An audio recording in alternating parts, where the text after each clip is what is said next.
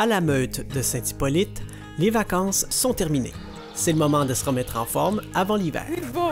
Oui, il est fou. Il est un peu foufou, hein? Il est fou. Oui, c'est Pauline. Voici Bandit. Il doit maintenant s'entraîner à marcher calmement avec le groupe.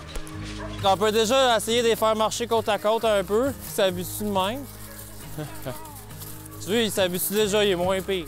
Pauline est sa formatrice officielle, car en traîneau, on doit travailler Pauline, en équipe. C'est beau, Bandit. C'est beau, Bandit! Ça, c'est beau!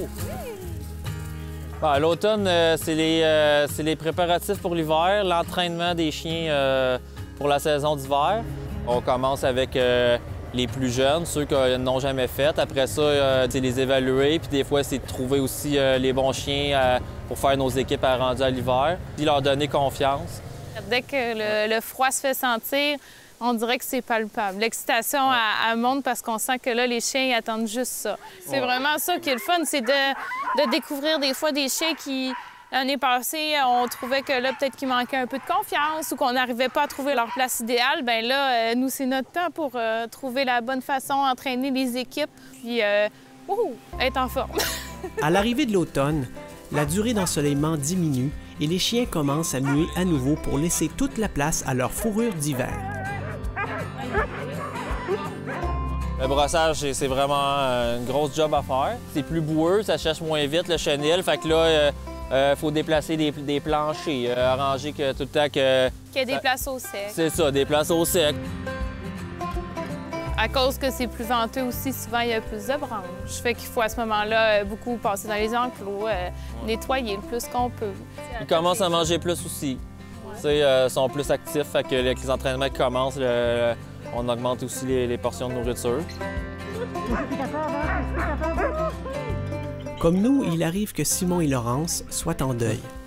Ouais, ben là, cette semaine, ça a été une dure semaine. Là. On a perdu 3 chiens.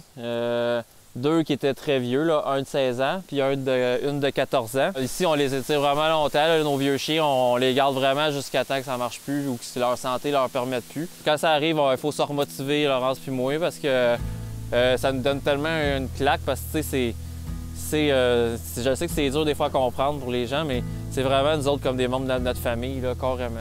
Tu sais, notre travail, on a décidé de faire ça dans la vie parce que nous, Simon et moi, on est tombés en amour de cette famille de chiens-là. Fait que on changerait pas de famille. Puis chaque chien qui rentre ici, que ce soit des chiens qui, à la base, étaient dans des maisons, bien, on s'attache, puis on a un engagement envers eux de faire le mieux qu'on peut, puis de leur donner tout ce qu'on a. Puis c'est sûr que même si on a 16 ans, même s'il y en a beaucoup ici, on les connaît tous, on est avec eux à tous les jours, on fait que parler d'eux. C'est le point central de notre vie, puis chaque départ est toujours aussi difficile.